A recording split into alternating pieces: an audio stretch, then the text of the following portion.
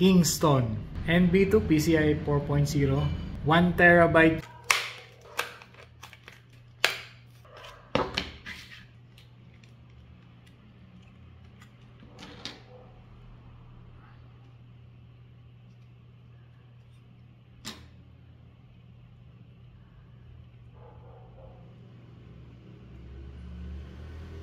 So ito yung pin ng ating M2. Paghahawakan natin to, siguraduhin natin na sa edge lang tayo humahawak dito.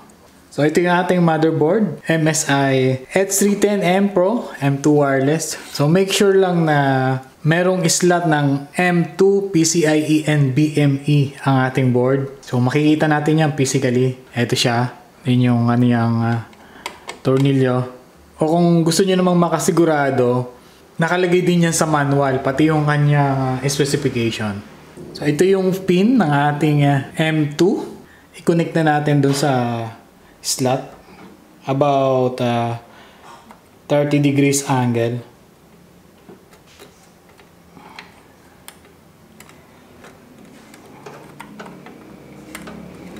Yan.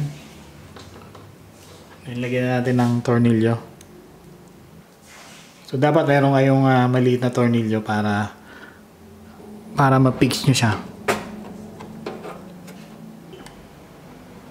Gumagalaw. Medyo maliit yung ulo ng ating tornilyo. Hanap tayo ng malaki-laki.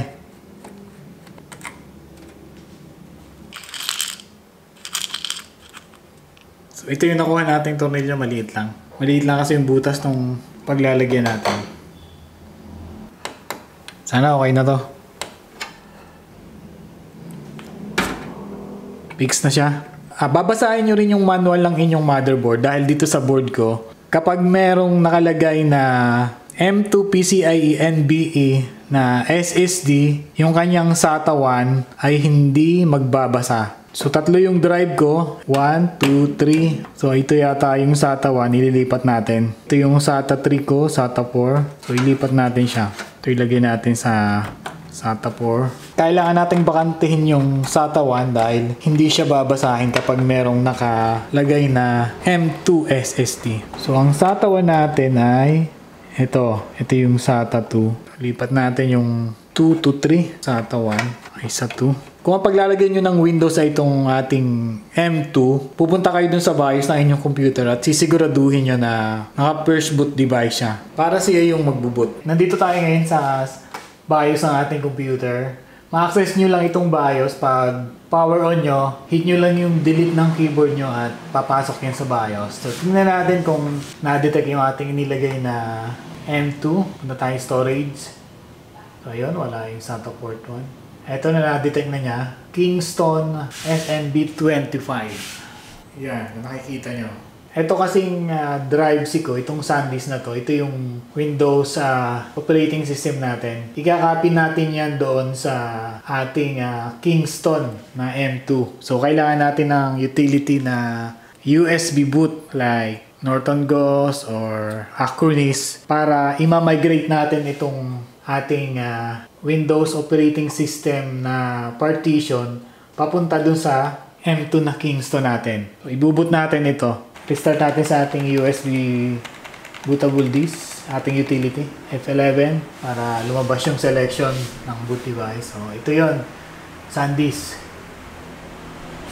So, hintayin lang natin na mag-boot.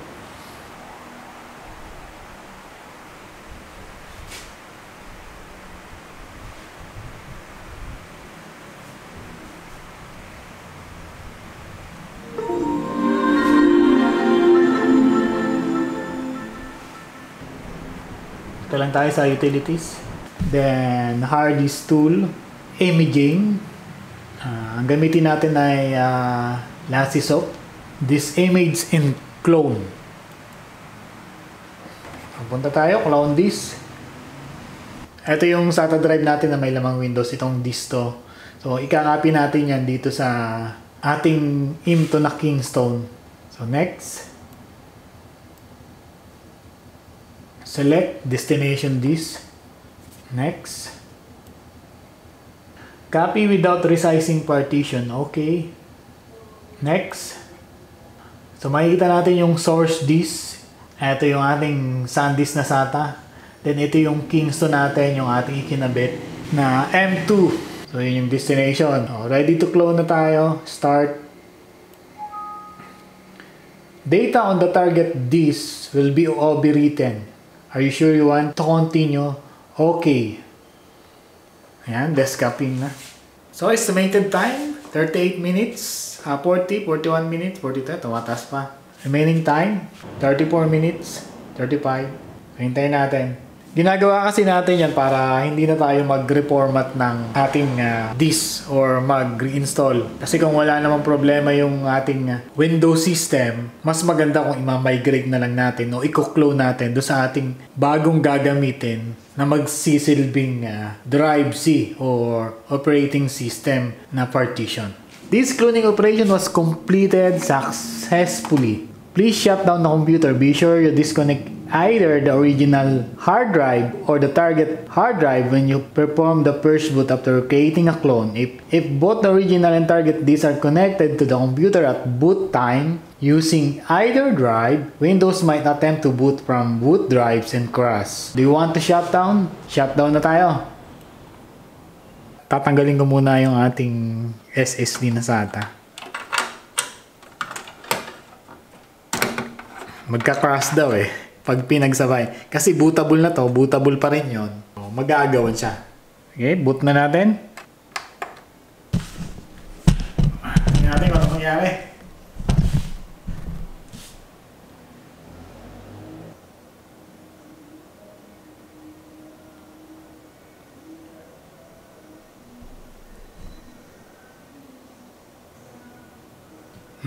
Bilis ah.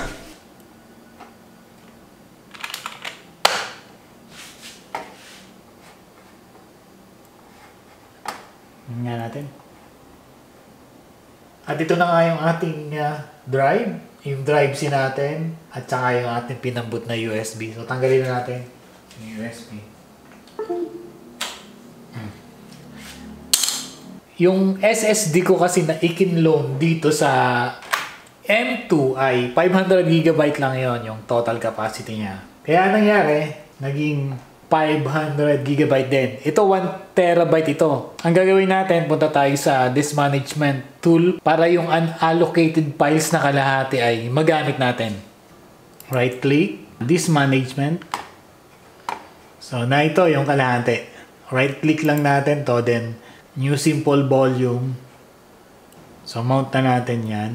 Next, sa drive D. Gagawin natin na file folder. So next, finish. So ito na siya. Dalawa na. So yun, at yun ang pinakamadaling paraan para i-clone mo or makopya mo yung isang drive to another drive. Pwede rin namang hindi ko i-copy yun dun sa aking M2. Pero mangyayari doon, i-reformat ko at i-installan ko ng bago yung M2 na yon. Since wala namang problema yung isang drive na yon, yung operating system, kinload ko na lang. Mas madali siya.